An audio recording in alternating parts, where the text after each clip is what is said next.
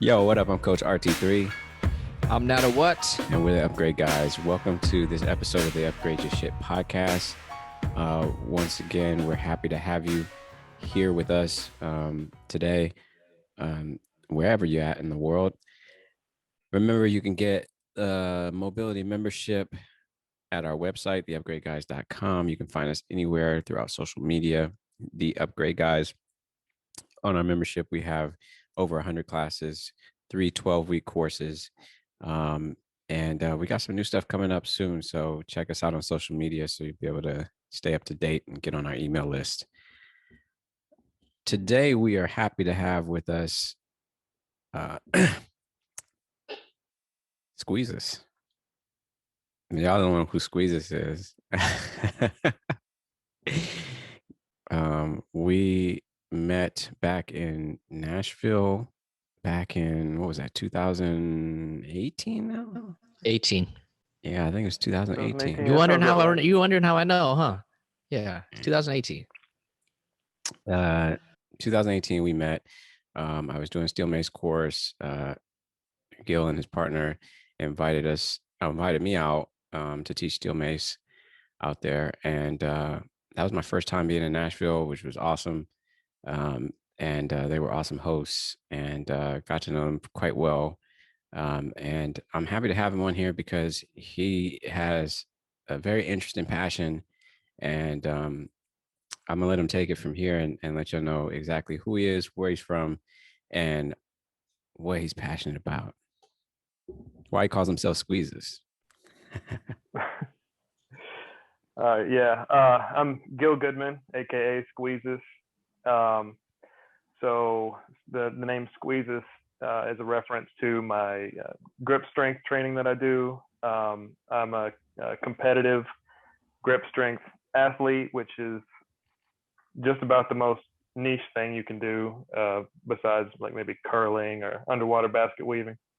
But it originally came from I have a rock climbing background, and after some shoulder injuries, I tapered off from rock climbing. But I was, as weird as it sounds, I was watching this movie, Pulling John. It's about this arm wrestler, John Brzenk, and really good documentary. Even if you don't like arm wrestling, I don't particularly like arm wrestling, but it's a very good documentary, just very interesting. But I was reading about John Brzenk afterwards, and his Wikipedia article referenced his grip strength and said that he could close like a certain Captain's a Crush gripper. And I was like, I've never heard of that before. But as much rock climbing as I've done, I bet my grip's pretty good. I want to try that out. So I went online, bought some grippers, and started messing around with those. And I could close the number one and number two without any training. And I bought the number three, and I was like, whoa, this is like a whole nother level. So I started doing some grip training, and at the same time doing a little research online about it. I found there was a whole like world of different types of grip training, not just closing grippers, but also like pinching stuff and lifting anvils and picking up axle bars and dumbbells and all kinds of crazy stuff. And around the same time, I met Maria, and she, being a coach, asked me. She actually had some Captain's of Crush grippers, which I just couldn't believe that somebody else was interested in such a weird like niche thing. But she was like, "Well, are you like programming your stuff?" And I was like, "No." And she was like, "Well, if you're serious about it, you need to write it down." So then I started getting like really serious. I was like, "You know what? Like I want to certify on this." And she was like, "Yeah, you absolutely should." And between her encouragement and like my curiosity, it just kind of built from there, going from the gripper certification, the number three gripper certification, to competing at nationals, to competing in several international competitions. And then along the way, I was like, man, the training stuff out here for this grip stuff's not that great. So I actually started a company, which is Barrel Strength Systems, and started building my own equipment. And I've been doing that for years now. And I have pieces of equipment like all over the world, sending stuff to Australia, to Russia, China, Japan, of course, all over the United States. So it's been quite a journey. That's dope. Um, so I know when I came out there, you showed me a few things that I had no idea that it even existed. I think you were showing me the blob. I still remember that because that's just a weird term in and of itself. Can you just tell people a little bit about some of the grip strength, like tools and things that people try to grip? Yeah. So the thing that most people are probably most familiar with is grippers, and that's just two little aluminum handles with a spring in between them that you squeeze together. But on the more obscure end, there's devices to train pinch, which is uh, grip strength with your fingers opposing your thumb.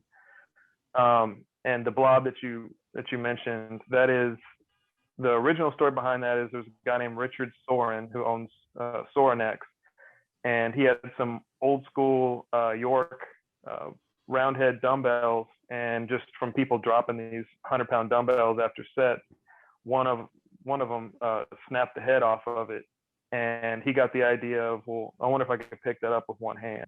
And naturally, that's really difficult to do.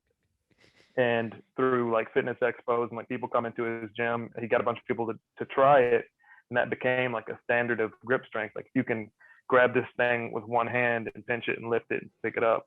That's like some serious shit. So naturally, if you want to work up to that, then you need smaller ones. So like me being a weird grip equipment collector, I have basically every size all the way down to a 20-pound dumbbell. And I literally was finding these dumbbells on Craigslist and then just chopping the heads off of them. And I know there's somebody out there that's just like screaming right now, but yeah, I got a whole collection of them down in the garage, and yeah, I train on them, trying to get to where I can pick up the biggest one. But there's the classic feat of pinching two steel plates with the flat sides outwards, pinching them together and picking them up. And the standard for that is doing it with 45 plates, which is very, very difficult for basically anybody. There's very few people who can just do that without any specific training. So when I actually started Barrel Strength Systems, my first device I created was called the Flask, and it's an aluminum quarter of a disc, so it looks like a piece of pie, but it's about as thick as two plates, and it's smooth on the outside, and you can attach different amounts of weight to that and pick it up and ostensibly train up to being able to pinch 245 plates and lift it with one hand, or go well beyond that. Then there's support grip, which is just with your fingers, and well, your thumb will assist. So like if you're doing a deadlift on a regular bar, that typically doesn't tax people's grip strength that much, but as the diameter of the bar increases, it gets harder. So to train support grip, we usually work with 2 3/8 inch or 2.5 inch. I guess the axle is actually 2 inch, but you get the idea, like thick, Right. thick bars with weight added, and that just is generally working your fingertip strength, your ability to hold weight in your fingers. So there's the axle bar, which you see in strongman competitions. There's the Thomas Inch dumbbell, which is like a circus style dumbbell with big round globes on each end, and that's a 172-pound dumbbell, which you think, well, most dudes that work out can lift 172 pounds with one hand. That's not that big of a deal. But the big deal is that the handle is 2 3/8 of an inch in diameter. Right. So you can't get your fingers all the way around it. And most people, when they try to pick that up, it just rolls right out of their hand. So there's roll handles. I've got one called the trilobite, which is what people typically use to train for that specific feat. Mm-hmm. And then from there, I mean, I could list. That's one of the really fun things about training grip strength is like it's all about finding unique ways to challenge your ability to hold on to things with your hands. So Mhm. there, I could literally list off, 100 different grip implements Wow. that people made and used throughout the years. Wow, that's pretty crazy. I know you're. I mean, speaking from someone who's met you and shaken your hand, uh, yeah, this dude has like his basic handshake is like too much. You're like, yo, I didn't sign up for this. Like, tone it down, bro. Tone it down. Um, Have you ever done any grappling, Yes. like wrestling, Um, jiu-jitsu, anything like that? so when I was younger, like middle school, I think it was mainly like elementary and middle school. I did Chinese Kempo, um, and I really enjoyed grappling. But as far as my adult life, I haven't really done that much of it. Of course, I would grapple with my friends in high school too, but like basically from then on, I was mainly doing other sports. But I did uh, just one night I was up in Ohio for a competition, and there's the guy I was staying with. His name's Paul Knight, and he is a like prolific, like I mean he does all kinds of athletics. He's a ridiculously strong grip athlete. He's a pretty good arm wrestler. He did MMA and jiu-jitsu for a while. Like just whatever this dude gets into, he's really good at it. And we had been doing some different grip feats and stuff. And we've been drinking a little bit too. And he was like, hey man, you want to go downstairs and do some grappling? And at first I'm like, man, I've done this in so long. I don't know about this. And this dude's also very strong. But he convinced me, and like me and the rest of the people that were over there drinking and lifting and stuff, we go down into his basement. He's got mats set up, and we start. I can't remember where we started standing up or kneeling or whatever. I think it might have been kneeling because we didn't want to slam into the walls and stuff. But you know, I'll be honest, I couldn't remember a single way to get to any of the submissions that I could remember. Like I know how, like somebody was just laying on the ground, I could do a Kimura on them. Like I can do a rear naked choke. I can do like a few different things. Like I know what an armbar looks like and how to get into one, or not how to get into one. That's the thing. I couldn't get past any of his defense or anything. So I was just kind of like, I'm not gonna win this at all. But I will say, having having as much grip training and as much grip strength as I have, like at the same time, this dude that knew how to do all the shit that he needed to do to submit me, he could not get his hands out of my hands. Like I, That's what I I was. just That's what grabbed I his was gonna wrist. ask. Yeah, that's what I was gonna ask. Yeah, I just grabbed his wrist and like he couldn't get his arms where he wanted them to be. He literally like never got. He was never able to like manipulate his like my hands without me grabbing his hands back. So um, the way he ended up submitting me is you gonna give him a I secret? Well, I already have an idea, but go ahead. he No. did it. The way he ended up submitting me is he did a pillow choke. Mhm. So he was able to get like his arms completely around my head, and then I was already so gassed. So he pulled my face down into his chest, and like, with 10 seconds and not having breath, I was like, man, I'm gonna die. I was tapping. Had some drinks and not having a breath. Like Yeah. that's Yeah. Because when you like grapple with big strong dudes, especially like with strong grip strength, because I've wrestled with dudes that like they've got like not as strong as you, but like they know they have a strong grip. That's their go-to. It's like they're gonna hold you and like either hold your hands, try to hold your gi down, or try to like pin your hand to the ground and just like hold you, right? Um, 'Cause that's where they're strongest at.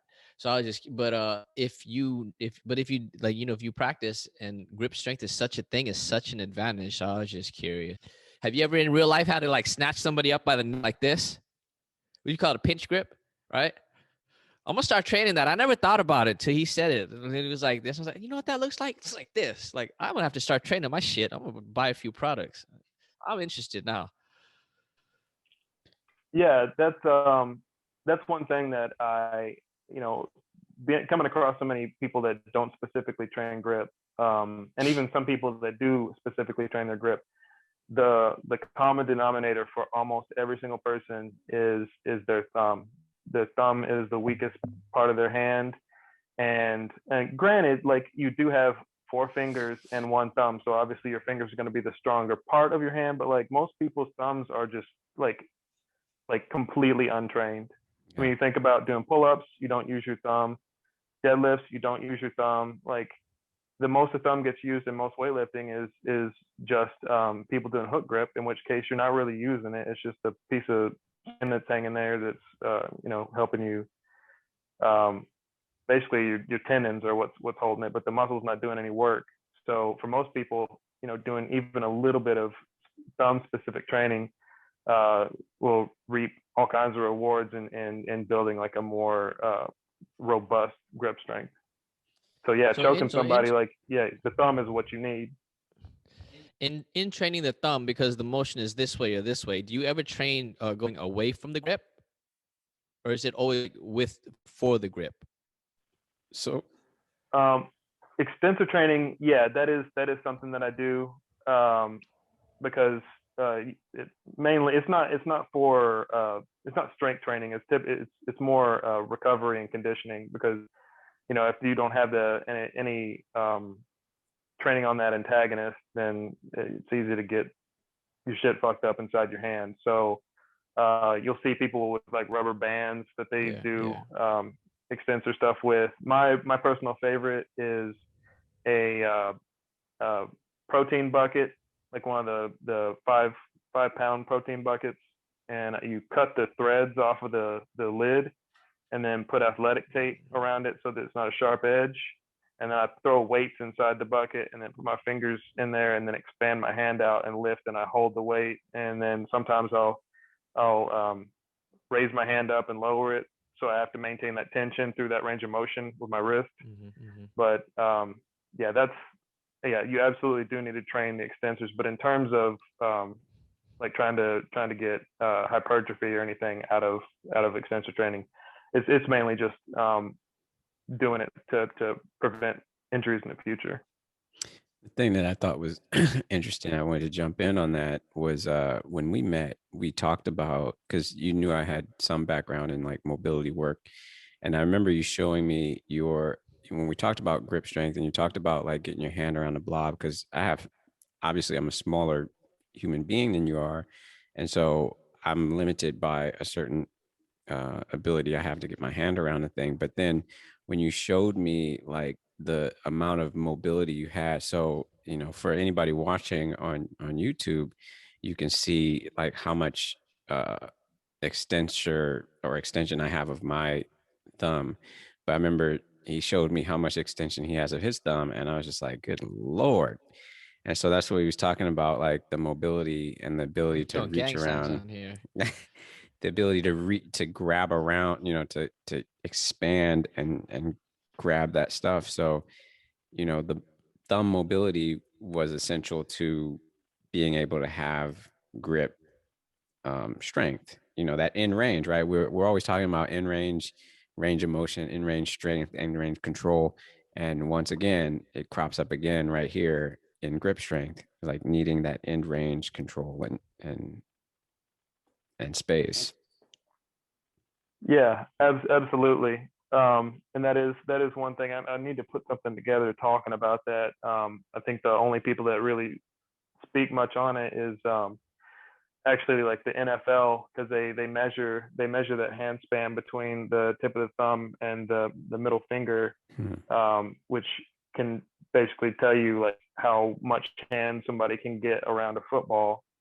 But one of the interesting things about that, and I've read a little bit of what the NFL guys have written on it, and they say like people will go to these hand specialists and the hand specialist is just having them stretch their hand, and it can increase that dimension because it's based around mobility. They can increase that dimension by like an inch on some people.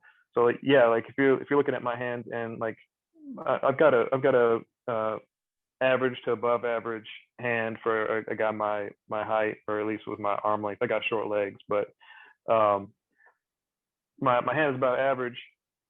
And you look at the distance between the tip of my thumb and the tip of my middle finger. Like if I don't have a whole lot of mobility, that's not a whole lot. But if I can get that extra mobility to get this thumb further opposed from my middle finger, and I have that flexibility to where I can stretch it if I need to, I mean, we're talking like a pretty significant increase in the distance between there, and that actually corresponds to me being able to wrap my hand further around things, and get more hand skin on there, because that's what this grip stuff is all about. In general, is getting more contact area, especially with pinch, getting more contact area so that you can have more friction.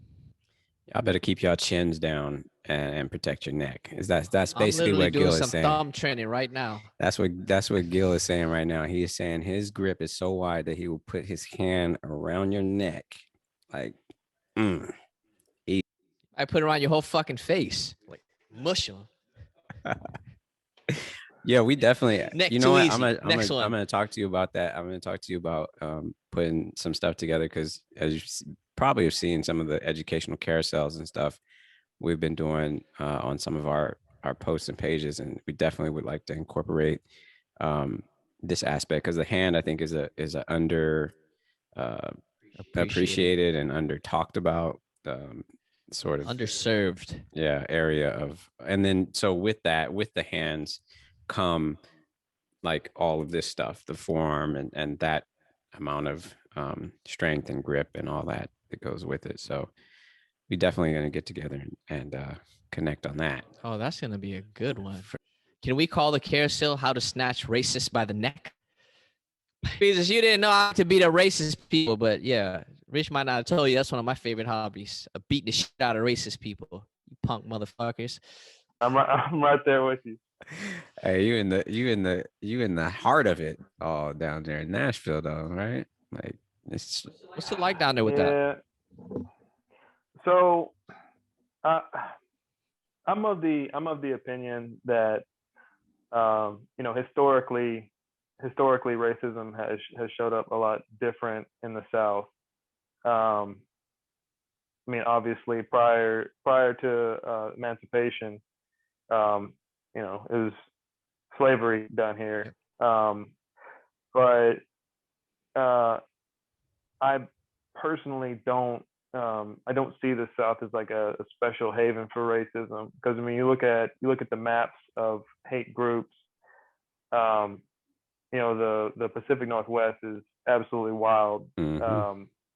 Not that we have them down here, but like you look at the Pacific Northwest, and there's like so many neo-Nazi groups up there, all those like 3%er and patriot groups and whatnot that get involved with a lot of IPS, EK, all that shit. Yeah. So, and then even in California, you got the all kinds of stuff to this day.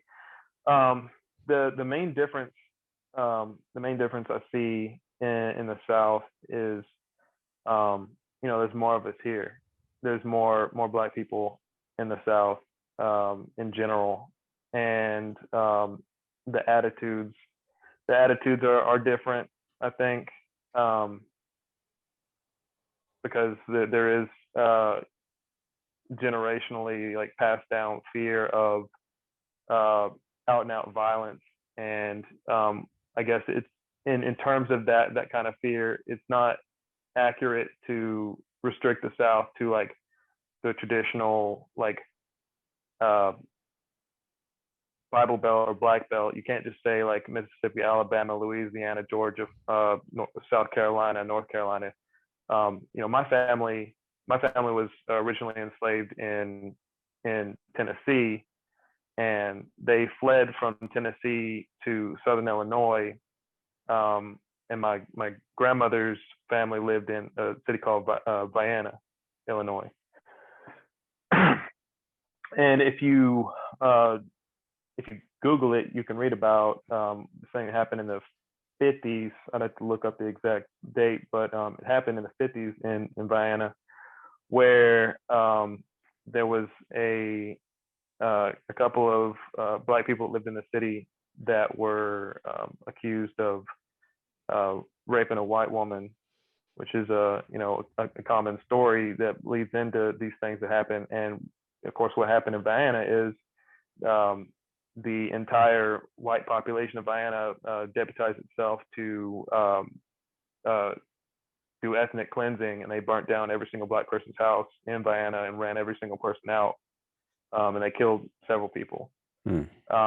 So, I don't see the South as being really that special in terms of the history of the United States.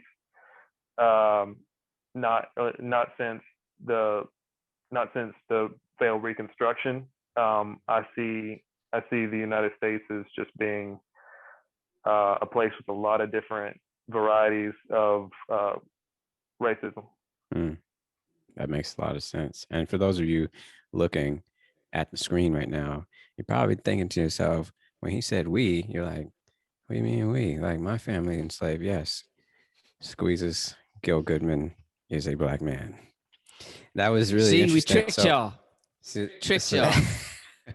See, that was an interesting thing, because I mean, for a couple of reasons. Like, when I was contacted by Maria to come down to Nashville, I was like, what these folks want me down to Nashville for? Like, haven't they seen my page? Haven't they seen how like vocal I am against all? This is a setup. And then initially, I think we got on a FaceTime, and I chatted with Gil, and I'm looking at him like, I can't quite pin Gil here. And I was like, you know what? Just everybody's cool. Let me just go down here. And I remember talking to Gil, and I was looking at him, and I'm like, yeah, for some reason he just seems black. And and I remember you telling me a story of or telling me a story of how it is to live in a lot of spaces, like as white passing, right? Like in some circumstances. Could you share with our audience a little bit about like some experiences where like, it's almost like being undercover to some degree? Yeah. Yeah. I mean, so I've said for the longest time, because I went to Tennessee State University for my undergrad, and it's a historically black university.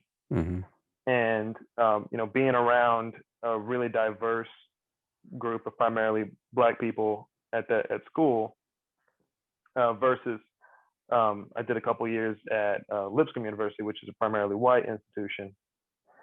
And between those two institutions, I kind of came up with this off the cuff statistic, and it seems like about 60%, maybe a little bit more, black people can tell that I'm a white passing black man. Now, white people, on the other hand, it's like maybe 10%, if that. They just, and like why I think it's mainly because like why would they care? Because if you're a white person, like you don't have to pay attention to anybody else. So my experience though has been it's been a weird one. I don't think that it's special in any way. Like, there's plenty of writers that have written about what it's like. I mean, Richard Wright talks about his family, the several white passing people in his family. I'm actually reading a book right now by Egoni Barrett, called Black Ass, and it's about a Nigerian dude that wakes up one day and he's white, like a redheaded, blue-eyed white dude. That's actually a really interesting book. But for me, of course, it started as when I was a little kid. My dad is a relatively dark dude. Not relative to me, he's very dark, but like he's like he would not pass the brown paper bag test. I'll say that.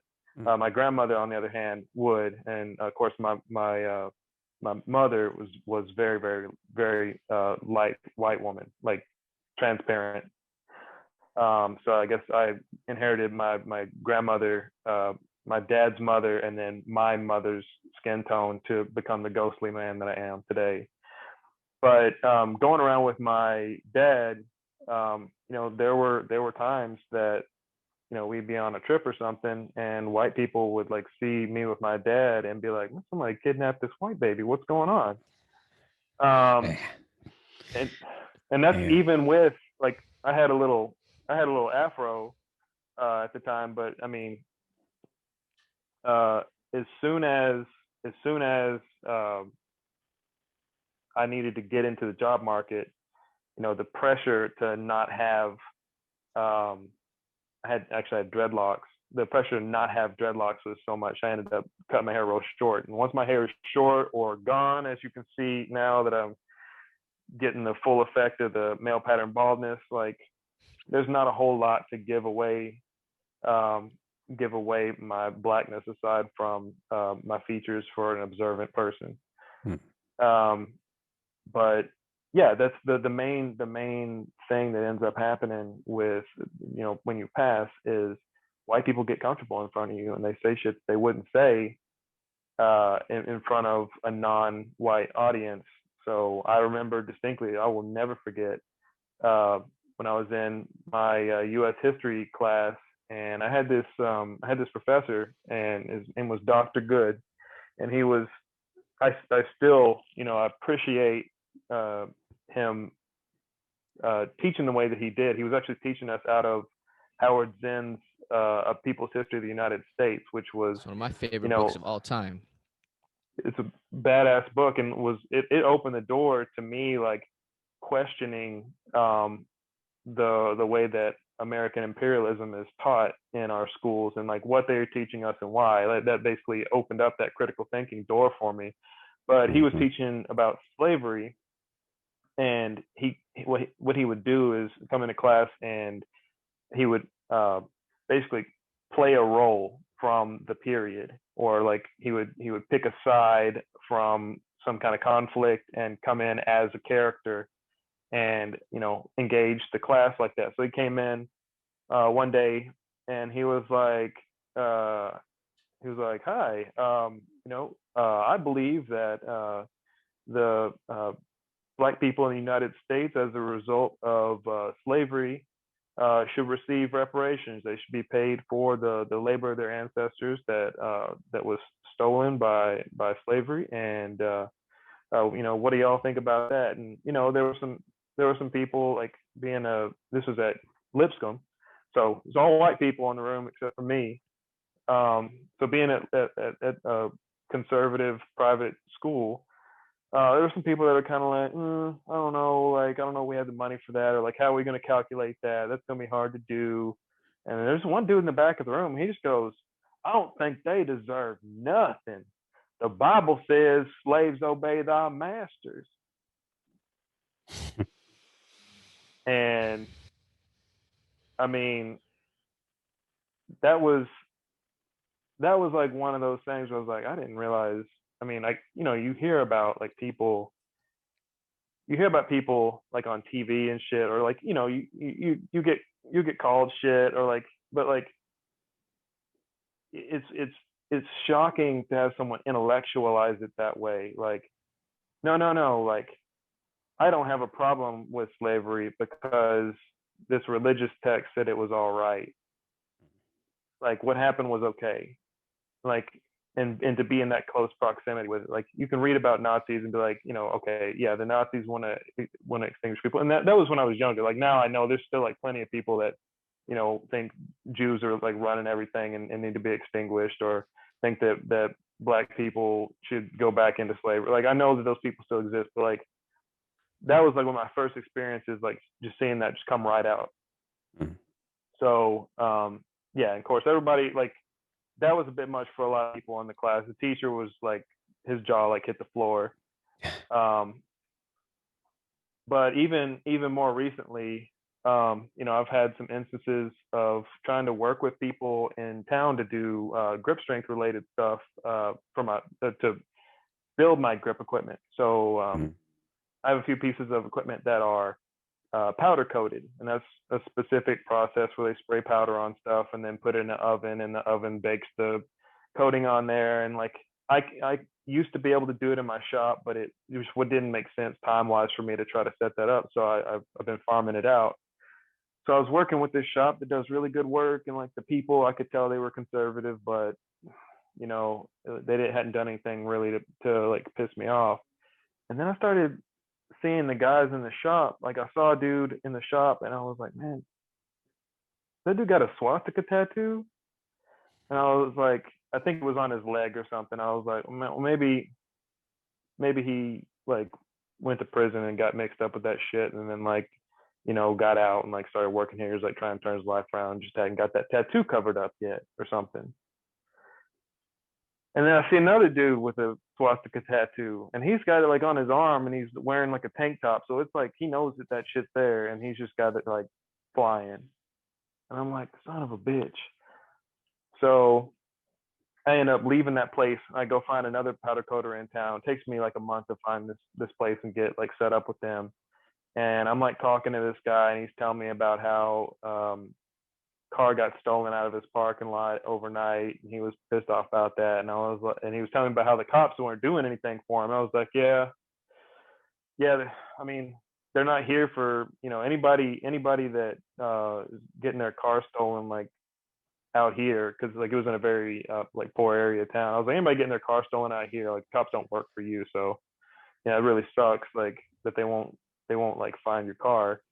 And he was like, yeah, well, I'm starting to feel bad because for all my people I know that are cops, like they don't even want to work anymore just because all this George Floyd shit. And then like to my face, he starts telling me like he thinks George Floyd deserves everything that he got. And he like is going on and on about, well, he had drugs in his system and he should have complied if he had just listened. And to my face. And I'm just like,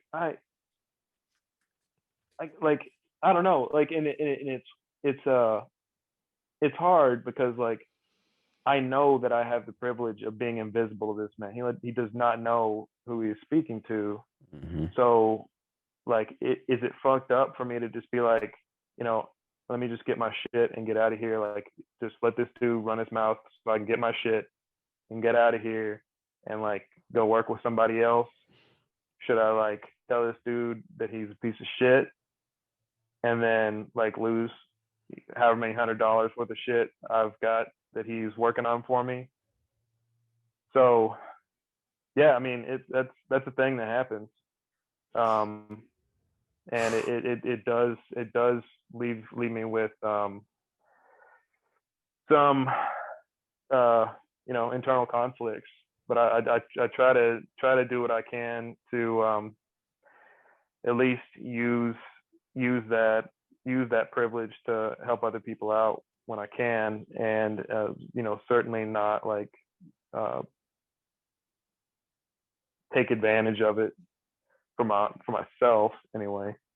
Yeah, man, that's kind of crazy, right? Because I think like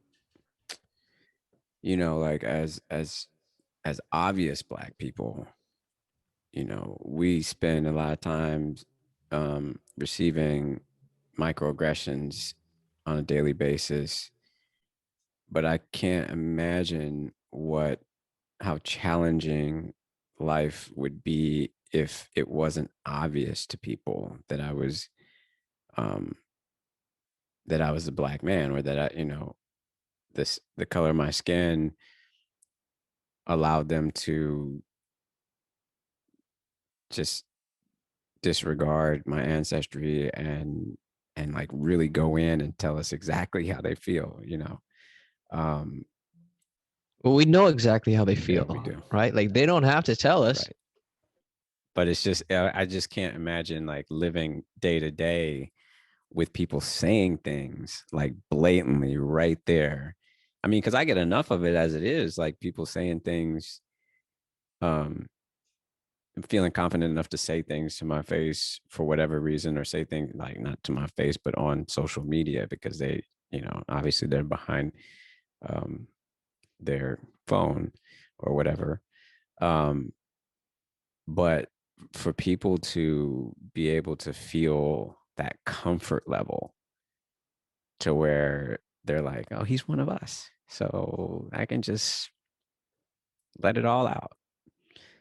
That to me, which is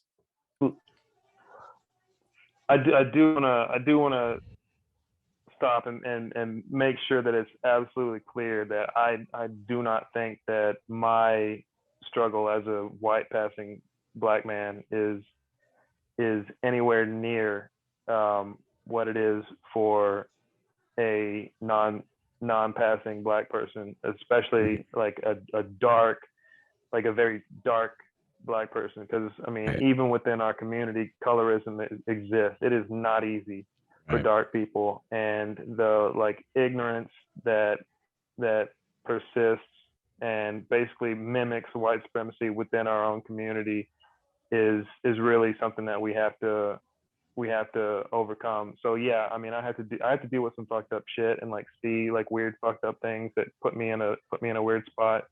mm-hmm. But I'm not gonna lie and act like I think that this is anywhere near as challenging as, having people follow me around whenever I'm in stores, or like act like I Right, can't pay for things, or like, pull me over for no reason. Like, yeah, do I get tickets every now and then? Yeah.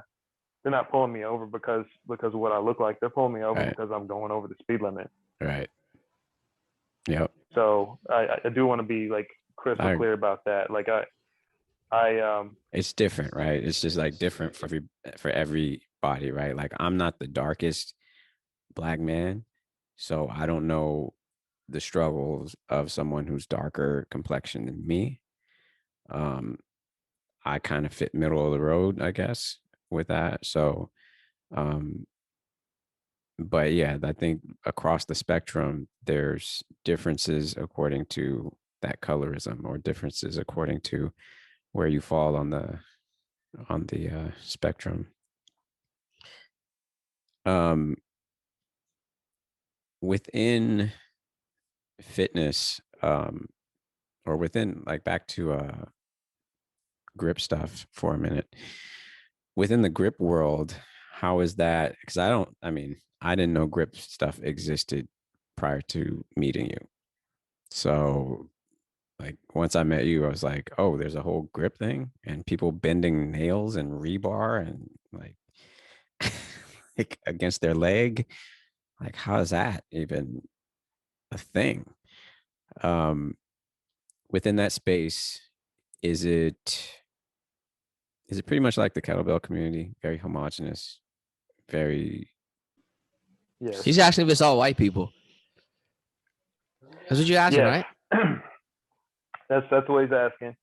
Um I I'm would being I would venture diplomatic. to say it is um grip strength is wider than um kettlebells from Mm, my experience in both communities. Um and I think that it is partially because of the niche nature of it. Like it's just like a weird thing that dorks do in their garage.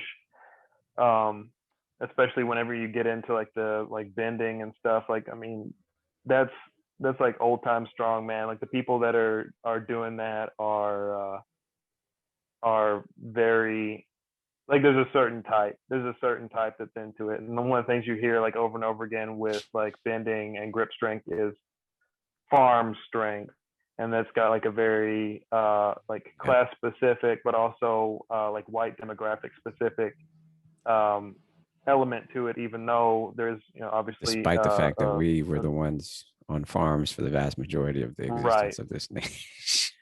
right. But I think that there's a large, well, not a large portion. There's a vocal minority of people within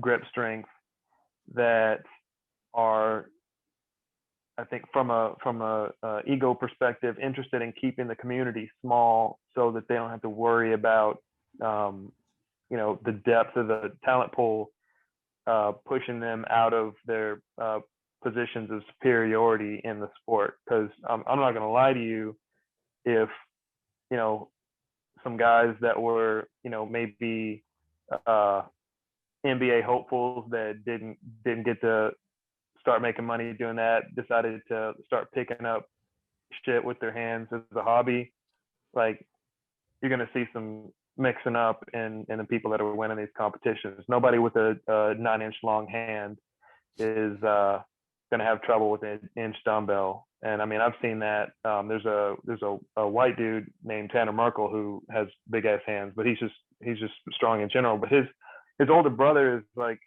6'10" or something like that, and has enormous hands. This dude doesn't do any strength training that I'm aware of, and he was able to pick up the inch dumbbell like no problem because his hand is, I mean, it just wraps around the whole damn handle. Right.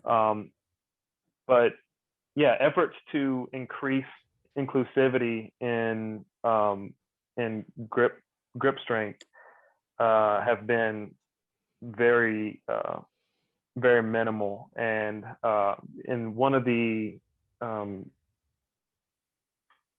sanctioning bodies for competition, I tried to get in there. I was actually on the board, started throwing out different ideas on stuff to get more people into it. And man, it was like talking to a brick wall. And trying to get them to do stuff to get more women into it. It was an uphill battle the whole way, to the point where, I think Maria was on the board and I was on the board, and we were both like, man, we can't do this. We're gonna have to go off and do something on our own, because these guys do not want other people coming into this. Like, they want it to be like in their garage, like small stuff, so they can have their trophies and like feel good about their records and stuff, and have to compete against other people.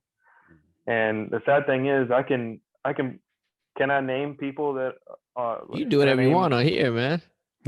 uh, Blast them. So no, I'm not gonna blast them. They're not worth the breath. But like, we got black people that do grip. You got Mark Henry, like probably the strongest man to ever live, in my opinion.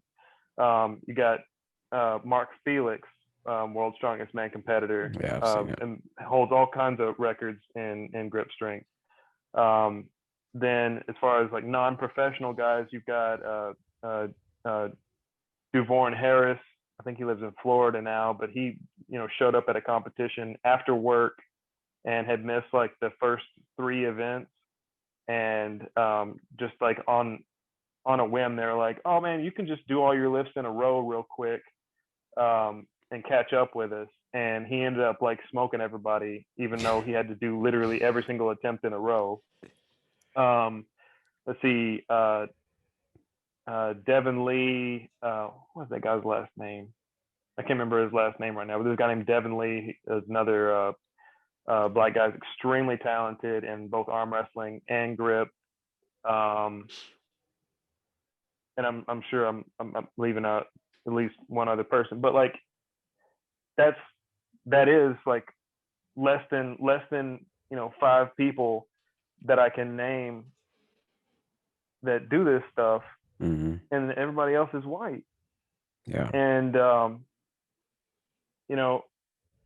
I think one of the things that we see with any kind of sport is you have to make it appear like people are welcome. Rock climbing is a great example too. I've read so many times about people going to a rock climbing gym and walking around and seeing all white faces And what does that communicate back? Rock climbing is white people shit. Mm. Yeah. So yeah, there's work to be done. Um, and it's something that I've done some work on. Obviously, not enough, but I think it's going to require a concerted effort from multiple people in order to make a change in it. Because I mean, I wouldn't have been doing this shit for 6 years if I didn't think it was really fun. It's a whole lot of fun. It's it's pretty cheap to get into. Like, you just need weights and like a few implements. It's not like you got to buy like a fancy bar or like a power rack, or you don't even need to have like hundreds of pounds of calibrated weights or anything. And you can train it in your garage, and it's and it's functional as all get out. I mean, what's more functional than like making your hands strong? Like, use your hands every single day. Um, but yeah, it's demographically, it's very homogenized. There was a so outside of bending nails and bars, you check out his social media squeezes. Um, like the things that this man is bending. Um, I wouldn't even consider doing it. And then you look at the effort in some of these videos, and some of them are even sped up. And it's like, oh, it took me X amount of minutes to actually complete this. And it's just like there's a whole workout of just bending like 3 pieces of rebar or whatever the case was. And I'm just like, this is insane. Um, the one that I still like, I will go back in your feed. I think I saved it somewhere too. Like anytime I'm mentioning you or bringing you up to somebody, I'm like, yo, you got to see this shit right here. This shit, it's just incredible. And it was the one where you took the 45, it was a 45-pound plate. And so everybody out there envision a 45-pound plate, and the center hub of the 45-pound plate has enough room for you to maybe get like a quarter of your fingertips on there. And so, it's one thing to just be able to pick that up with one hand. That's already hard enough. But this man, like, picked it up. It was in slow motion then, clapped the chalk on his hand and grabbed it with the other hand and caught that shit on the way down. And I was like, what the actual fuck? Like, I don't think I tried to show that to people a bunch of things at times. I was like, I don't think you understand what just happened there. That shit is incredible. So you got to go to his feed and like look through that shit. Matter of fact, repost it again soon. Like, you got to go back through his feed and find that one. That shit is incredible. I think I remember you showing me this one. No, I do. I think I remember you showing me this one. Cause like, what in the actual fuck? I was like, bro, this is a fucking video. Like, you fucking edit the video or some shit. Like, how the fuck did he do that shit? And you're like, no, he really does this shit, bro. His whole fucking gym is fucking grip training shit. I was like, what? I was like, fuck. Yeah, I'm man, like, that's what I'm talking about with like how fun the stuff is, though, because like that was like I was the first one to ever do that feat, and it was like I'm sure there's some other people out there that could work on it and do it. I'm pretty sure my buddy Stan Sally was able to do it after me, but like you can come up with shit to like one up people. Like, somebody's like, oh yeah, well I can do a transfer with this. Like, all right, well I can do a transfer and clap in the middle. Or like somebody's like, oh, I can pick this thing up and hold it. It's like, all right, well I can pick this thing up and hold it and then like chug a whole beer while I'm holding on to it. There's like a million and one things out there that you can do, and it becomes like a communal thing where like you're watching other people doing stuff and you're like, man, that's pretty cool. You know what, I'm gonna do that, or I'm gonna do it a little bit faster, or I'm gonna do it hanging upside down, or like I'm gonna do it while I'm holding a barbell in my arms at the same time. And you see guys like tearing decks of cards, and somebody like does it with 305 pounds in a Zercher, like tearing the same deck of cards. It's a lot of fun, and that's part of what makes it shitty. The community is so homogenous. Is like, there's the more people that are doing it, the cooler stuff can be out there. The more ideas there are, the more things people can train towards. Sure, sure. What is the so I just find it interesting, like what what happens to all these nails that are bent and You worried about the nails, huh? I'm worried Like, about the are nails, the right? nails Like, okay? are the Are nails the like nails okay? what For what use can they be used for now? it can't be used for anything anymore. Like, Yeah, no, they're most of them are in a 5-gallon Home Depot bucket, just chilling. I've taken some out before and snapped them, so they're in the U shape, mhm. and I'll wrap up the ends and then pull it open and then smash it back closed, then pull it open, smash it back closed, and do that until it snaps in two. That's a really good cardio workout. It'll smoke you. Um, I but can't the even pull ones it that I'm open. most proud of, Zone 2. but the ones that I'm most proud of, I'll label them. I'll write like I did this on this date using this kind of wraps and this amount of time, and like hang it up on my shelf. And it's nice to like be able to go back and look and be like, all right, well, 6 months ago, this is what I was doing, and a year ago I was doing this, and keep track of progress. And eventually I want to make a like a little board and like hang them up, make them look nicer than just like sitting on a shelf. But I have to wait till I have some more time. What's the like the strategy for, because I see a lot of you, like a lot of the bending that you do, you kind of get it under the chin and like Mm-hmm. bend from there. What's the like science or reasoning behind that particular position, or are there other ways, or is that the most effective? Um, so there's the three most popular styles of bending. So there's the most intuitive for most people is called reverse. And uh, let me grab a pen so I can show you a pencil. So this is my nail that I'm trying to bend. Reverse, uh, you would grab one end like this, the other end like this, and then just try to fold it over Mm-hmm. like so. Um, and that's the most intuitive. That's how I started off doing it. It requires more wrist strength, not nearly as much mobility. Um, the second style is double underhand. You grab it like this and then just push down and fold it into a U. Mm-hmm. For me, that really hurts the shit out of my pinkies.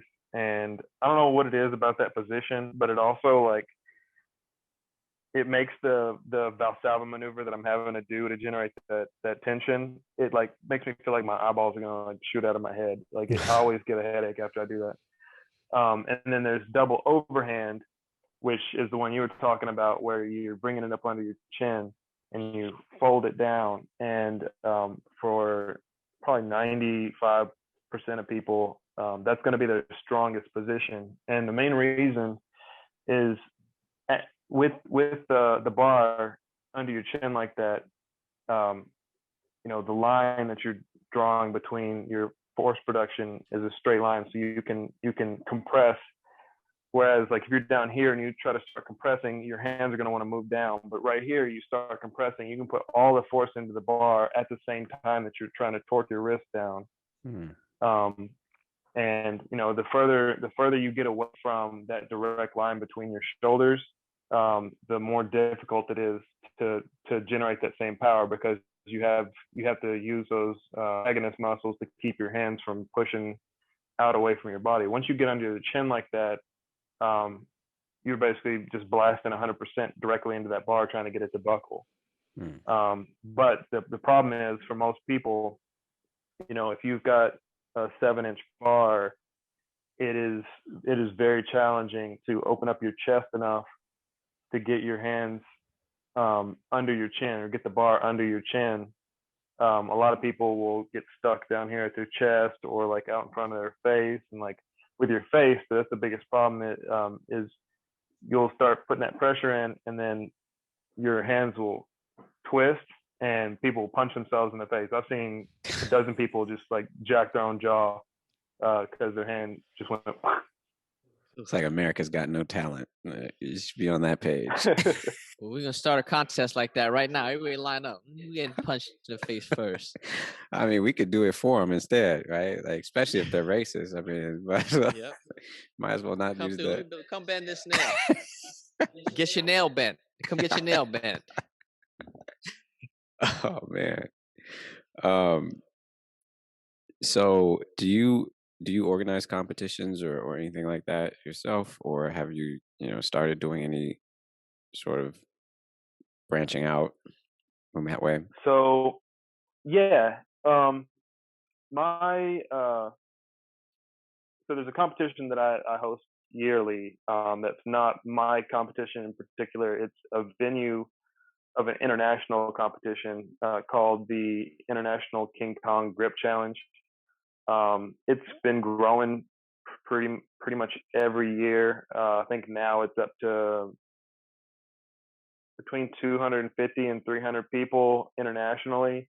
Usually, 10 to 15 venues, and there'll be, a Ukrainian venue, a Russian venue, a couple venues in Great Britain, Australia, Germany, Finland, and then like 5 venues in the United States.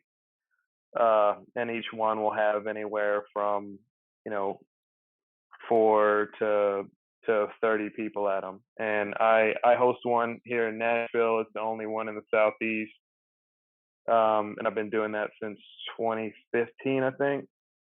But beyond that, I had competition that me and Maria put on for I think 3 years, called the Southern Squeeze, which is we ended up using that same name for our gym that we ran for 3 years as well, just because it was just a good ass name. Yeah. But yeah, that one was 3 events. It was grippers. Actually, I think we changed it up through a few years, but it was grippers,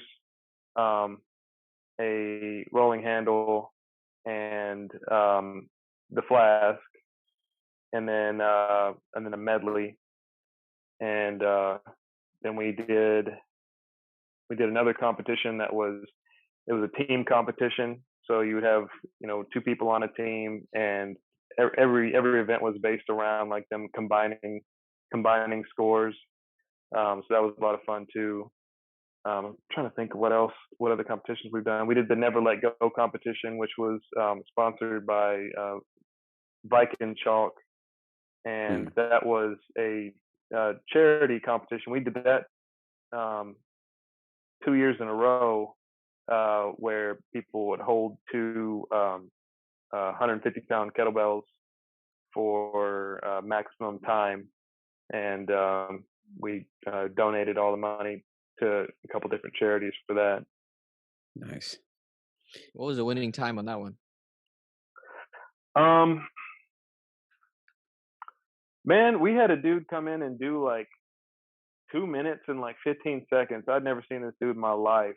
But he was you know what? It was a brother. It was a taller brother with some pretty big hands, and he just like walked in at the end of the day and just like blew my mind. I was like, man, where did this dude come from? And he hasn't come to any of our other competitions, but I mean, it just goes to show, like, if we were to get into it off the street, this castle just come in off the street, like, yo, I can do that. Yeah. Like, what? You usually hold this shit? Like, is that all? Okay, I'll hold this shit. That's it? You just want me to hold it? Okay, I got it. Yo, for those y'all who don't know, Gil also made me a pair of custom Denny Stones. Of course, you don't know. I'm like, for those y'all who don't know, Nat knows. Nobody else Yeah. knows. He built a pair of custom Denny Stone trainers for me. For those who don't know the Denny Stones, um, check that out. But I haven't been able to practice as much with it as I would like because our 45s are too damn big. So I was trying to find some I was trying to actually somebody was selling a bunch of competition plates here locally, which is the best time to pick them up because you don't have to do shipping. Because the only way to get the type of weight you need on like something of that size is to have like thinner plates. So that's been a challenge for me to get the weight up on those things. But yo, they're exactly the spec. So, if you're out there and you're interested in lifting some Denny Stones, which that's not the average person's goal, but you know what I'm saying? You might see it and be like, yo, I want to do that shit. What's the total weight? Like 700 something? It's 700 and Is that something correct? pounds. Yeah, seven something. Right. So my deadlift training has kind of tapered off, because I had a back thing go on like late last year. And after I PR'd at 475, I had been aiming at 500. I had done a 500-pound, what do you call it? Lift off the blocks or off the so it was The about rack yeah, pull. Rack pull. a rack pull probably at about like it was like just about at the knee. So I had pulled 500 at that, and I was like, okay, I think I can my my one rep max might be close to that. So when I did 475, I was just like, yeah, nah, it's not happening. But the thing I found interesting about the setup for the Denny Stone height is that I'm actually short enough that it's more like the top of my deadlift as opposed to Mm-hmm. pulling from the floor. And I'm strong as shit at the top of my at the So top. you're saying you think might have them right now without the training? So no, I But was thinking. you are not the guy who walked in at the end of the day and just picked them up, held it like one shit for the 2 No, minutes. what I'm That's saying not you, bro. Don't is be trying to say that shit. I know what you're trying to what say. I'm Cut saying it. is I might not have that far to go to get to that Yeah, no type of doubt. weight. And to pull those Denny Stones. Because most of the dudes who have tried it are like, 6 feet or, 5'10", 6 feet. So they're taller. Their starting point is deeper than I would be. I mean, 700 pounds is still a lot to hold in your hands. Not for squeezes. Like that shit ain't nothing. Like cut that I out. mean, I've set up the Denny Stone weight one time, and when I pulled it, man, it bruised or blood blistered both of my palms, Mm, and like it was one of those where it was like so much pressure. It's so much pressure on your body, like yeah. like I had to like close my eyes to keep them from shooting out of my skull. Irradiates. That is Irradiate Yeah. harder.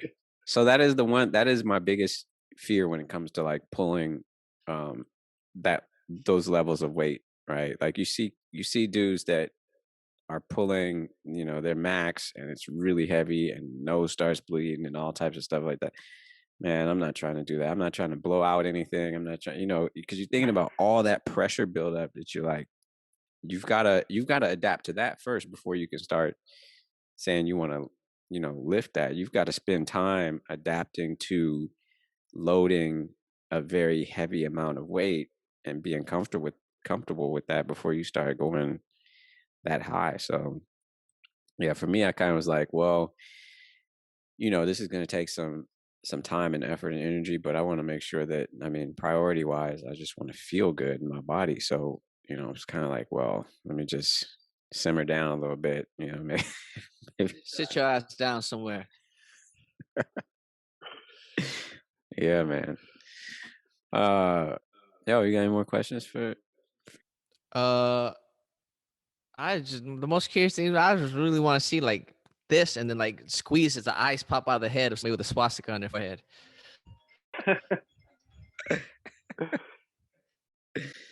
Yeah, man. I mean, that is a thing I've thought about. I'm like, man, if I had to like, Yeah, because I mean, obviously wrestling with like somebody that I'm friends with, I'm not gonna like try to yeah. rip their esophagus out. But like, if the If shit really shit got came to real, it, yeah. If the shit got and real, I'm not gonna try to like, I'm not gonna try to do a armbar on somebody if I can get my hand on their neck and just no, like absolutely not. pretend I'm So trying like, to win the competition. yeah, so in my mind, right? Okay, so y'all just bear with me for a second, because my brain goes crazy places, right? But as you're talking, and I'm thinking like, just think about like defense situations or whatever, like, or when we talk about like, what are your prerequisites? Like, what are you capable of doing? Like in a real world situation, in a face to face or anything, right? Having strong hands is such a thing, because like as I start to think about it, there's a number of things you can do. You can rip an ear off. You can put your finger inside of the nose and rip that off. You can like eye gouging, like taking your thumbs into the eye socket and taking them out, or like there's soft parts of bones on your face that you can like if you have the grip strength, like these are real things. You're laughing, but I'm being serious, right?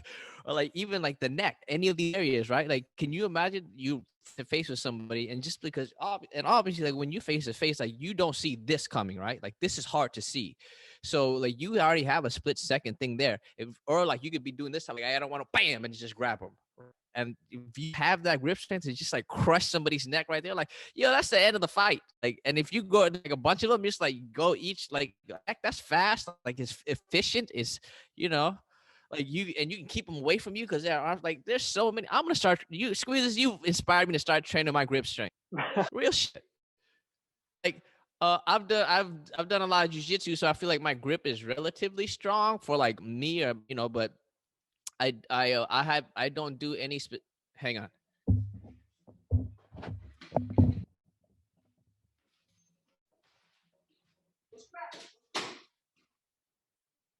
Oh, Nat had to go off and practice the esophagus crush. That was my endorphin rush for the day. I was ready to chuck them. Yo, I don't know what y'all Glad was you're all talking right. about. I know, right? You've been sitting there. I was just telling Squeeze that he had inspired me to train my grip strength, like in a real way, because like all this hanging on the bar with one hand and like numbers of fingers and shit is not gonna cut it in terms of like snatching an eyeball or grabbing a throat and like pulling the fucking esophagus or Adam's apple out or whatever the fuck. That's some old movie type shit right there. Reaching in their chest and pulling out the heart. Mortal Kombat. Yo, we really appreciate you joining us today. It's unfortunate we didn't have a bathroom break this time. We had a meter slash meter Almost beat this slash. motherfucker's ass break. That'd have been wild to come back like Fuck, can you 20 imagine? minutes later. 20 minutes later. Oh man. Roll back in here like, yeah, so No, blood all over us. I halfway expect to see Nat sit down with just like blood all over his face. Like, yeah, man, it worked. There's an eyeball on my shirt. It's not mine. No, it's like just coming back and sitting down like nothing happened. Like, yeah, so like what had happened was, and you don't know what the fuck might happen on our podcast.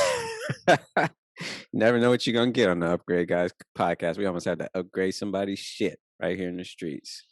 Upgrade your ass whooping, motherfucker. Yeah. So yeah, but we really appreciate you coming on and sharing so much with us about the grip world, and like your personal experiences. I think these unique experiences that we talk about with all of our guests, I think, are important for everybody to hear and understand and learn and grow from.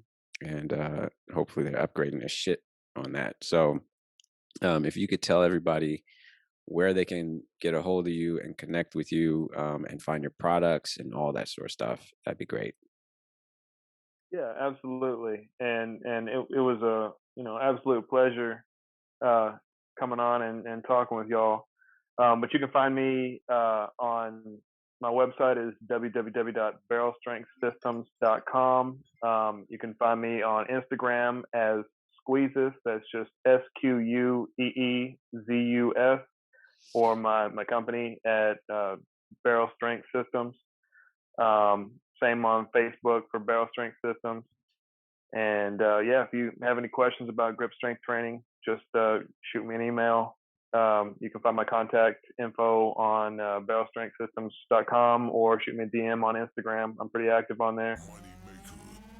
Cool. Well, we're going to leave all that information in the description, so you can check all that stuff there. We'll have links. You can just go click right on over. Yeah, once again, check out Squeezus and Barrel Strength Systems if you're looking for any grip sort of strength related stuff. Also, be sure to check out the upgradeguys.com. Monthly membership's just $39 a month. Annual membership is $399, which basically is equivalent to 10 months, but you get a year. So 12-week courses, hips course, squat mobility course, and shoulder course. So everything you need to kind of get going, and a bunch of stuff always added on a regular basis. So thank you all for joining us. We'll check you out next time. I'm doing upgrade your shit. Oh, you said it all nice that time. Upgrade your shit.